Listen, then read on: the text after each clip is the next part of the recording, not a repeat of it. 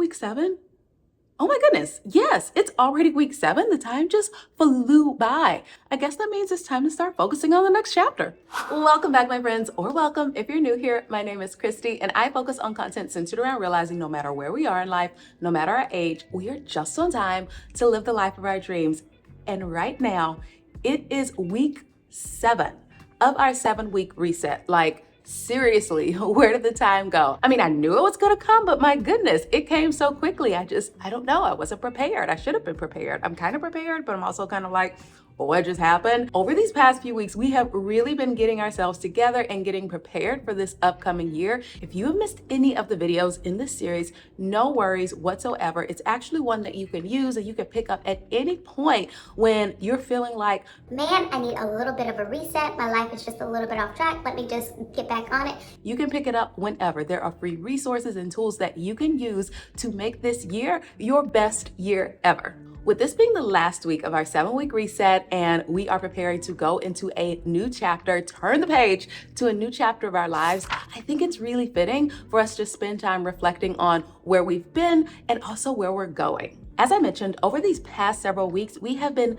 leaning in to getting ready for the new year. So in weeks 1 through 3, we were thinking about the things that we were letting go of. And so week 1, we were letting go of clutter. We were decluttering every single part of our lives, decluttering our homes, decluttering our minds, decluttering old mindsets, decluttering anything that no longer serves a purpose in our lives, because we realized that those things are keeping us stuck and are holding us back from where it is that we're trying to go. We can't get to new things if we're still holding on to old things. And so we let go of clutter. And over these past several weeks, you have watched me declutter every single part of my home. If you have not seen that, I suggest you go back and see that. If you're needing like a little bit of encouragement and motivation to start decluttering, I got you. In week 2, we were letting go of that supporting character mindset that stops us from being the main character in our lives. It stops us from realizing that we are important, that we are special, that we are valuable, and that we deserve to treat ourselves in a way that shows that we are the main character. So we let go of that supporting character mindset. In week 3, we actually focused on letting go of our comfort zone. So all the things that are just keeping us stuck in our comfort zone so that we can't move to the next phase of our lives, that we learned that it is through those challenges that we grow. We can't grow if we're stuck in our comfort zone. So we let go of that. Then starting in week 4, we switched over to the things that we were focusing on. And so in week 4, we were focusing on rewriting our story, that life is a story and we get to change the narrative of that. What we tell ourselves, how we view ourselves, the ways in which we are narrating our lives, we focused on rewriting that. In week 5, we focused on our routines, and we found out that it is in our habits, is in our systems that really do create the change that we are looking for. And if we don't have good routines in place, then we can't do the things that we're trying to do. We can't accomplish the goals that we're trying to accomplish. Goals are very important, but to be able to get to those goals, we have to have really good systems and routines in place. So week 5 was focused on routines. And then last week in week 6, we were focused on enjoying life. It is so important and necessary that we find enjoyment in every part of our lives, and every single day find something to look forward to, find something to enjoy. So that was what we focused on last week. And now we're in week 7 where we are focusing on our next chapter. Whew! That was a lot of words. Whether it was a difficult year for you or it was a really good year for you, trying to turn the page to a new chapter of our stories, or basically just trying to level up, really can't happen without understanding and reflecting on where it is that we've been, what we've learned, what challenges we may have had, and then also what successes we've had, and then take all of that knowledge into the new chapter. And now that we know what we've done, we can then move forward into thinking about where it is that we want to go. And so at the beginning of the 7-week reset, I mentioned that for me, that the beginning of the year was a little bit wonky, but this actually ended up being a really great year. And I know that it was because I was super reflective all throughout the process. It was the year that I was like, I'm just not quitting. I'm not giving up. Whatever it is that I need to do to keep pushing forward to the next thing, that's what I'm going to do. Whatever challenges, whatever things that I need to do to make this year work for me and to keep myself motivated toward the things that I want to do, then that was really what my priority was this year. And so there was a lot of learning that took place that changed my year around from something that felt like I was just not ready and I was not in the headspace to start the year to one where I was very consistent and was able to really change that around for myself. When we're thinking about where it is that we've come from, we also want to be super reflective about why do we think those things happen. So if I was having some challenges in specific areas, then why was I having a challenge in that area? If I was successful in an area, what was it that helped me to be successful? Like what things was I doing? What routines did I have? What mindset shifts had taken place so that things could be successful? Once we spend time reflecting on the past, we want to now think about where it is that we want to go. As you're thinking about where it is that you want to go, I really want you to start thinking about how do you want to feel in this next chapter of your life. I think so often we get focused on these are my goals that I'm trying to hit, these are my New Year's resolutions,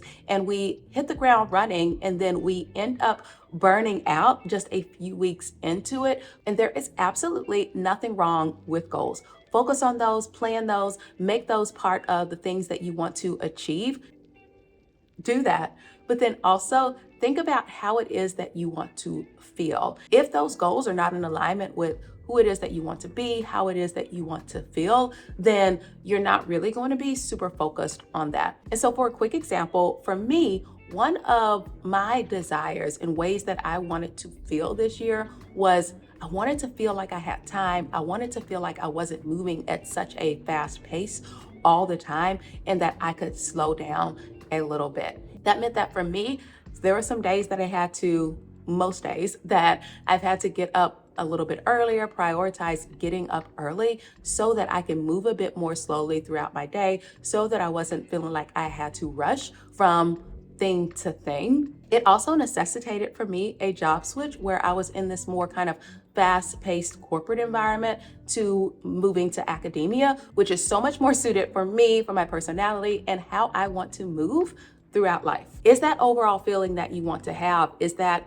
a sense of peace? Is that a sense of joy? Is that a sense of moving slowly? Is that feeling like every part of your life is intentional? You just have to think of what does that mean for you? And then as you are thinking about that, then you have to determine what things do you need to prioritize? What habits, what routines, what systems do you need to put in place in order to be able to prioritize those things? If you're like me and you want to move a little bit more slowly, do you then have to get up a little bit earlier so that you can make that happen?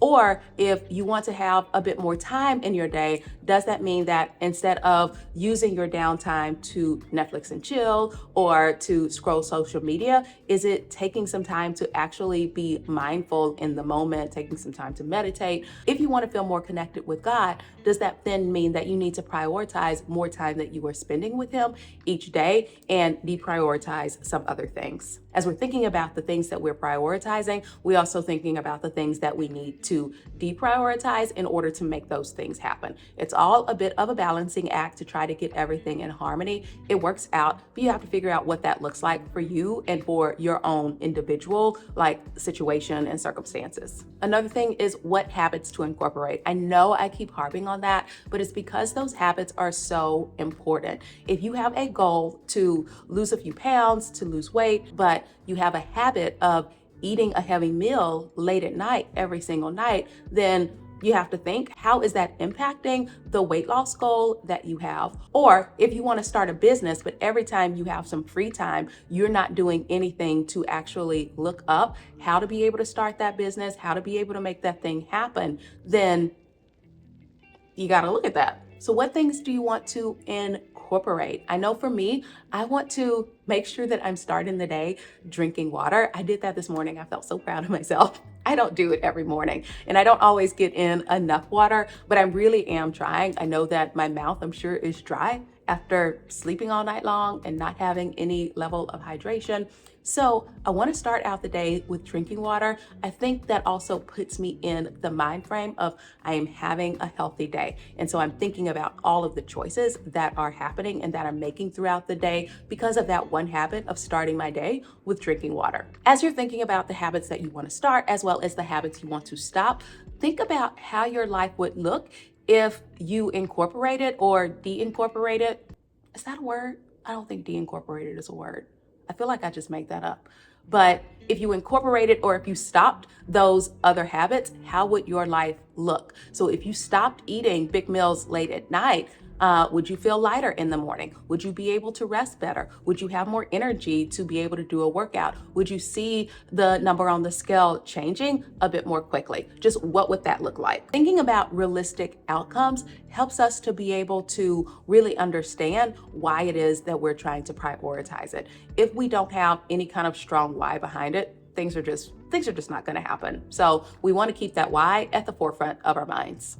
Another way of keeping that at the forefront of our minds is having some kind of visual that we can see on a regular basis, and that reminds us of what it is that we want out of life, what are our goals, what are the things that we are trying to accomplish, where it is that we're trying to go. Maybe for you, that means doing a vision board. My husband and I, we're actually doing that. By the time you see this video, we're doing that this week. We love to do it in between the week of Christmas to New Year's because we have so much downtime and it is a fun thing to do. For us, it usually takes a couple of days because we make a whole event out of it. It is a nice date where we make drinks, we have some fun music or show playing in the background. We get out all of our paper, all of our crafts, and it is a fun time. So we're doing that. But with that vision board, it gets us excited about what the upcoming year has to offer. What are the things that we're going after? And even if all of those things that are on our vision board don't necessarily happen that year, it gives us some direction of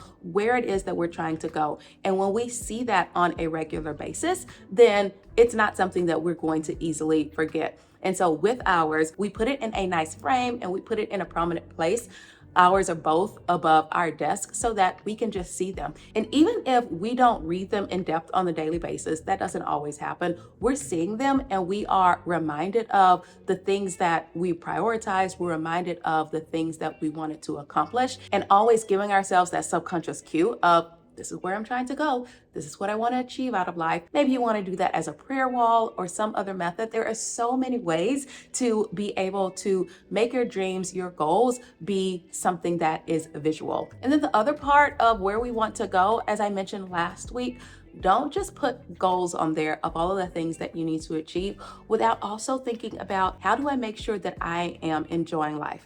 Even if you are not there where you want to be just yet, there are so many things that you can do to enjoy life along the way. So with the weight loss example, because clearly we are like, that is the theme of the day, you don't necessarily have to eat chicken and broccoli and rice. Is that the standard? I think that's the standard like diet meal.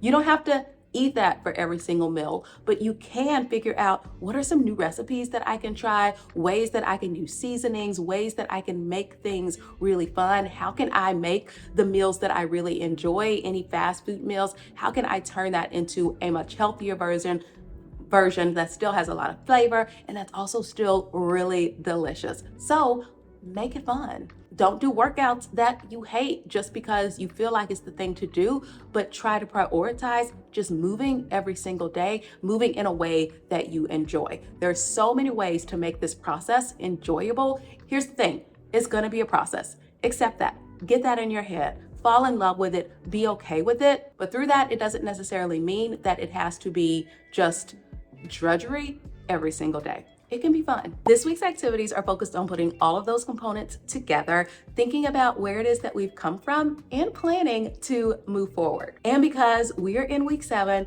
I need you to let me know in the comments what has been your favorite part of this 7-week reset.